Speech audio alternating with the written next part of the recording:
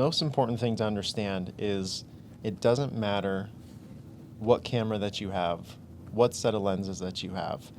If you have that, you can create. You can revolve the story around enough to where the equipment will fit in. Because that's, I mean, in my belief, I think in most people's belief, is the story comes first, equipment comes later, comes second.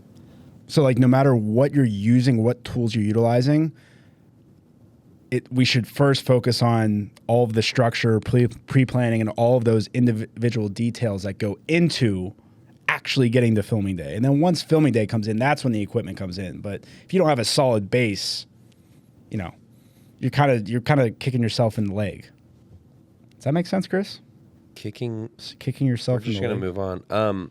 I do just like the fact that in a previous episode, it feels like somebody as experienced as Jake is echoing a similar sentiment, and that's just create. Yep. You know, like I agree with that. Just start making. Yeah. I feel like it also determines on who you're creating for. So if you start to get a list of clients or people where they're like, hey, I want it to look this specific way, then equipment is going to become more important, because if you don't have those tools to capture something in that way, then you can't do the job. And then you'll have an unhappy client that's paying you to do that work. So really it's like, you know, when you've reached that intermediate level, whenever you have the clients that are asking for things that are outside what you were previously doing as far as your scope of work, would it be fair to like say like that? Okay. Yeah, absolutely. Because I mean, I'm sure people have experienced this where a client is like, hey, can I get an aerial shot? Can you get a drone shot of this? And if you don't have a drone, then you have to go purchase one. And so that's when equipment's going to become important. Or if you want to try to tell the client, oh, we don't need it, but that will be, again, an unhappy client.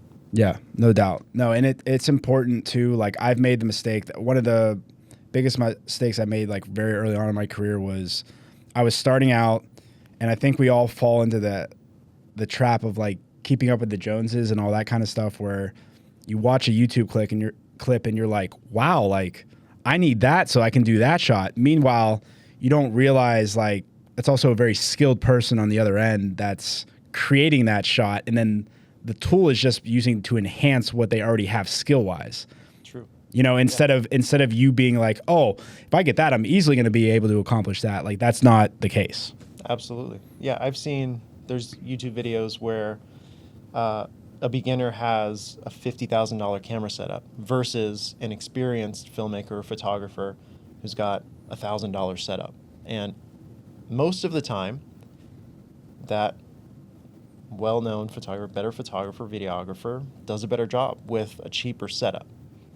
It comes with experience. Yeah, and to kind of take a step forward then, you know, with all those considerations in mind, I would definitely say, you know, make sure you have a client that will support all of these purchases, and then that will dictate what you purchase. Most of us watch YouTube videos, and usually we'll watch videos around filmmakers and photographers already.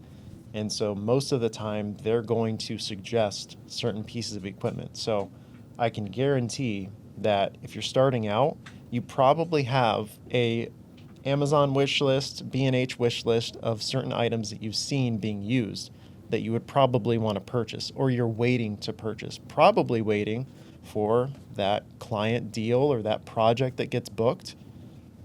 And so that's so be proactive with it. Like don't wait as far, you might wait as far as purchasing goes, but like as you go through and you start getting more experience, like put aside things that either you've come across or that you know that would enhance your work, that you're just not in the position right now to financially make that leap. Exactly.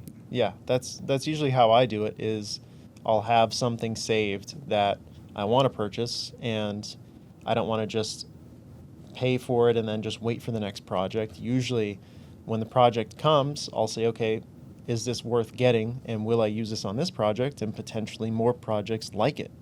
And then how much work will I get out of that project, and how much will I benefit with this set item for this project specifically? Do you have like a set formula or like way that you calculate that out at all?